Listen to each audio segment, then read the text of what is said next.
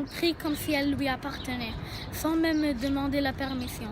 Et le pire, c'est que je n'ai même pas pu lui dire au revoir, même pas pu faire mes adieux.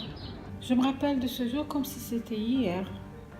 Ils sont arrivés très tard et la ville était bien éclairée.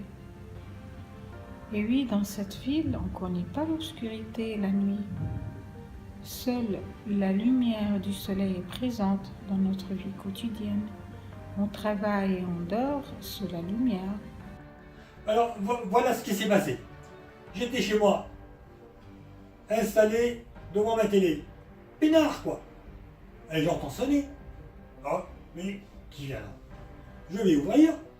Et du coup, ils remplissent la maison, ils envahissent toute la maison. Ils m'ont dit qu'elle menaçait la ville. Plus il y en avait, plus elle devenait dangereuse.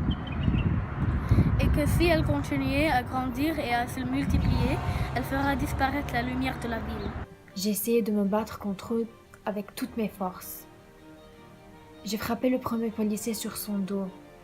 Et quand le deuxième policier s'est approché de moi, je l'ai frappé sur son ventre. J'étais là à me vraiment débattre. Et je ne voulais pas me laisser faire. Mais alors, et je l'ai supplié de ne pas la prendre, de me la garder. Mais elle est à moi, elle m'appartient. Je les ai foutus à la porte, tellement j'étais dégoûté. J'ai pas compris pourquoi ils ont fait ça.